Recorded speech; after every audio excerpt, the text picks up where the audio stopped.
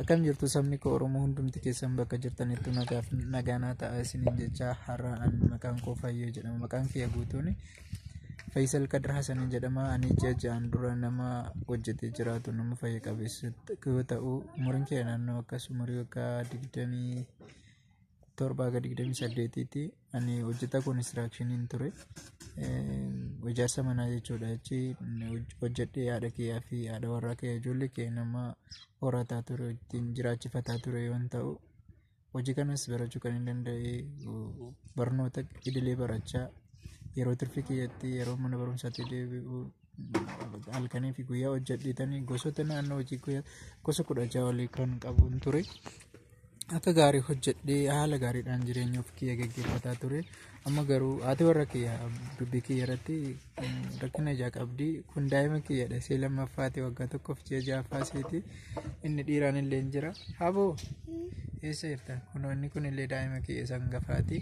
Haati kiyya illee jirti. Imaamaa kun isaan kun harmee kiyyadha. Harki isaanii rakkina qabaa hojjetanii danda'anu anatu jiru. Gargaara ture amma haati warra keelle kun asuma na bira jirti. Egaan kana hunda wanti isiniin jedhuu fi ani amma abbaa jara kana jechuudha hojjedhee ka jara kana kan horadhaa ture yoo ta'u amma garuu anumtu isaan irratti deebi'ee tan ba'aa ta'ee jira dhukkubsadhee jechuudha.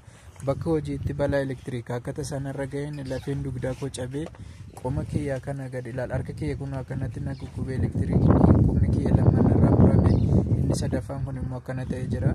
Inni kun maayyuu miti wanni guddaan an miidhame na gubeeti yeroo elektirikiin sun manarratti manarra hojjetaa jiru na qabee ganna darbate yeroon kufuutti lafeen kiyya dugdaa cabe gara duddaatiin qixa kanaan cabe gara duddaa jechuudha. Qixa kanaan dudda kiyya keessatti lafeen kiyya waan cabeef paalaraayizdiin ta'e amma socho'uu hin danda'u bakka qaamni kiyya kan natti dhaga'amu kanaa ol qofa. Yaalinsi biyya keessatti maallaqa fixee amma kun erga balaan kun narra gahee balaan akka tasaa kun erga narra gahee jaannoo torbaffaa keessa jira. Ji'a guutuu yaalamaan ture amma furmaatan arganne biyya keessatti gara biyya alaalee si barreessina naan jedhanii sababa koronaatiin kan ka'e na barreeffamuu hin dandeenye. Amma kun algaa irratti deebi'ee maatii kee duraan hojjedhe kunuunsu isaan irratti deebi'ee ba'aa ta'eetiin jira. Inna fincaan qabadhee danda'u.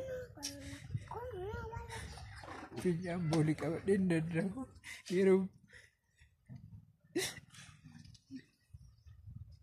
jetti yoo xiqqaate daayipiriidhaaf naannoo qarshii 2,500 egaa naannoo 3,000 na barbaachisa. Maatiin keenya wajjin rakkate amma ciisee bakka manatti deebi'ee waan qabullee fixe.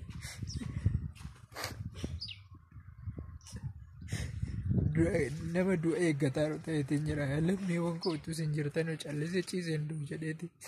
Viidiyoo kanallee waraabamee isin biraa ga'uu barbaade namni rabbi waa isin laaffise kan dandeessan ofii keessanii hanga dandeessaniin akkana gargaartan kan hin dandeenye immoo nama beektan walii sheerri gootanii nama hin gargaaratanii addanatti viidiyoo kiyya kana laallisistanii akkana gargaartan isiniin jedha.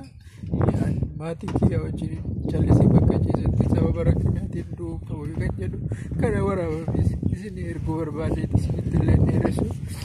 Biyya alaa sana dhaqee yaalamuuf illee maallaqa na barbaachisa. Biyya alaa sana maatiin dhaqee yaalamuu qabu. Waan duraan hojjedhaa ture akkuma argitan umuriin kiyya illee xiqqaadha. Maallaqa guddaa hojjedhee kuufatuu hin dandeenye kan argadhu maatii keetti jiraachifataa ture. Har'a deebi'ee qaama miidhamaa ta'ee jira.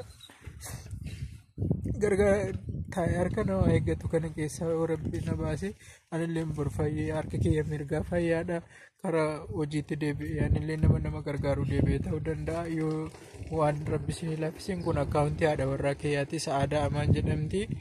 Baankii daldala Itoophiyaatti asirratti na gargaaruu dandeessu isiniin jedha. Kun kan argamu kana jechuudha hin garagalchu. Kun asirratti yoo isinitti mul'ata ta'e yaa silkiidhaan inni of waraabeetti waan kana kanaaf sirreessanii dubbifamuu dhiisuu danda'a.